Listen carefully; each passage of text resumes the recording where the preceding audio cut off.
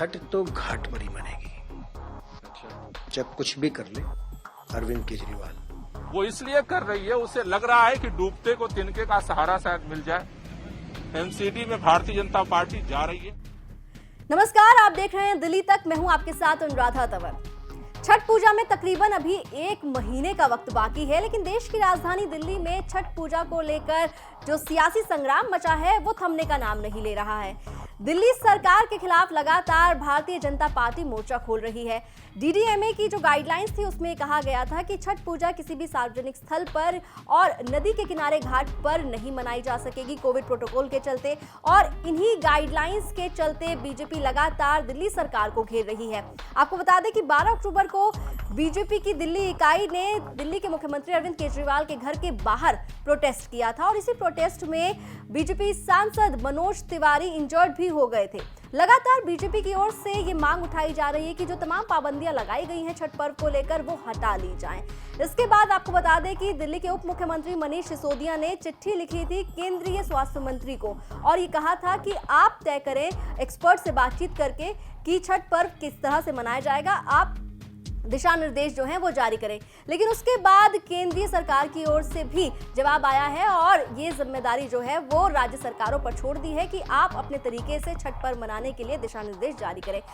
लेकिन सबके साथ आपको बता दें कि बीजेपी ने दिल्ली सरकार को अल्टीमेटम दिया है कि छठ पर्व मनाने पर जो पाबंदियां लगाई गई हैं उन्हें हटाया जाए, और जिस तरह से छठ पर्व मनाया जाता है, जिस तरह से छठ पूजा की जाती है, उसी तरह से छठ पूजा करने की इजाजत दी जाए। आपको बता दें कि बीजेपी की ओर से लगातार हम देख रहे हैं कि सांसद मनोज तिवारी हों या फिर बीजेपी के दिल्ली अध्यक्ष आदेश गुप्ता हों, और अब आपको बता दें कि दिल्ली बीजेपी के जो स्पोक्सपर्सन है नवीन कुमार, उनका बयान भी सामने आया, और उन्होंने सीधे तौर पर यह कहा है कि छठ जो है वो तो घाट पर ही मनेगी। और इसके साथ ही उन्होंने दिल्ली सरकार पर, दिल्ली के मुख्यमंत्री अरविंद केजरीवाल पर तुष्टीकरण की राजनीति करने का आरोप लगाया है। क्या कुछ कहा है नवीन कुमार ने, पहले आपको वो सुनाते हैं। स्विमिंग पूल खोलने के लिए स्वास्थ्य मंत्रालय से पूछा था क्या? कॉलेज, स्कूल, मॉल, मार्केट खोलने के लिए स्वास्थ्य मंत्रालय से किसी से कोई सलाह मांगी थी कि इन लोगों ने नहीं मांगी थी? ईद पर बड़े बड़े व्यापार, सारी व्यवस्थाएं खोलने के लिए इन्होंने किससे सलाह मांगी थी? ओपिनियन मांगी थी? किसी से नहीं मांगी थी।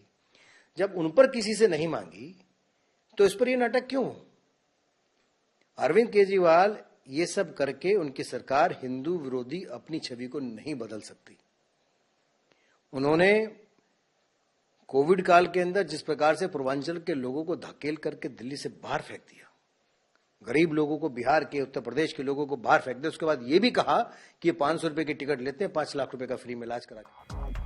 तो भारतीय जनता पार्टी के तमाम आरोपों के बाद जब दिल्ली के पर्यावरण मंत्री गोपाल राय से पूछा गया कि इन तमाम आरोपों पर क्या जवाब देना चाहेंगे, क्यों ये आरोप दिल्ली सरकार पर लग रहा है कि वो छठ पर्व को नहीं मनाने देना चाहती है, पूर्वांचल के लोगों के साथ नफरत का व्यवहार कर रही है, तो इस पर जवाब दिया गोपाल राय ने और कहा कि एमसीडी चुनाव दिल्ली में आने वाले हैं, और उन चुनावों से पहले बीजेपी अपनी तरफ से कोशिश कर रही है कि किसी तरह से तिनके का सहारा उन्हें मिल जाए। लेकिन बीजेपी भी अच्छी तरीके से जानती है कि एमसीडी से इस बार उनका सफाया हो जाएगा। क्या कुछ कहा है गोपाल राय ने, आपको सुनवाते हैं। छठ पूजा जो है पानी में खड़ा होकर के की जाती है, इसलिए पिछली बार गाइडलाइन दी गई थी केंद्र सरकार की तरफ से कि घर में रह करके लोग पूजा करें। इस साल उसी को देखते हुए डीडीएमए ने निर्णय लिया कि छठ पूजा जो है कोविड गाइडलाइन के अनुसार होना चाहिए।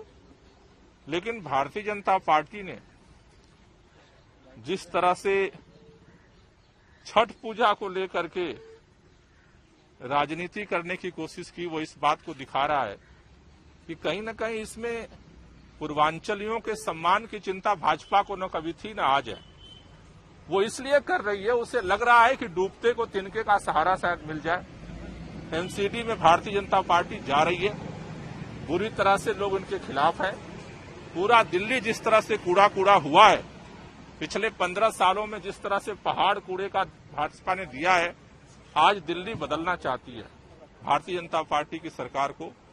तो उनको लगता है कि शायद इसी बहाने हम दोबारा अपनी राजनीति को चमका लें।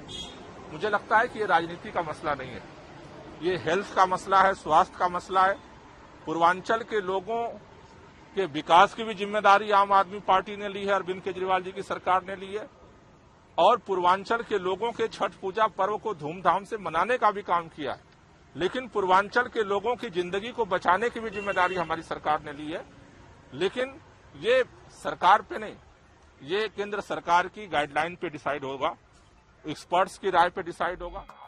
तो छठ पर्व को लेकर आरोप प्रत्यारोप की जो राजनीति है वो लगातार जारी है। एक और बीजेपी है जो अड़ी हुई है कि छठ पर्व जो है वो घाट पर ही जाकर मनाया जाएगा, तो दूसरी तरफ दिल्ली सरकार है जो लगातार इस बात को कहती हुई नजर आ रही है कि छठ पर्व को लेकर जो भी दिशा निर्देश केंद्र सरकार की ओर से जारी किए जाएंगे वो माने जाएंगे। और अभी तक अगर आपको बता दें तो दिल्ली सरकार ने छठ पर्व को लेकर कोई आखिरी फैसला नहीं लिया है।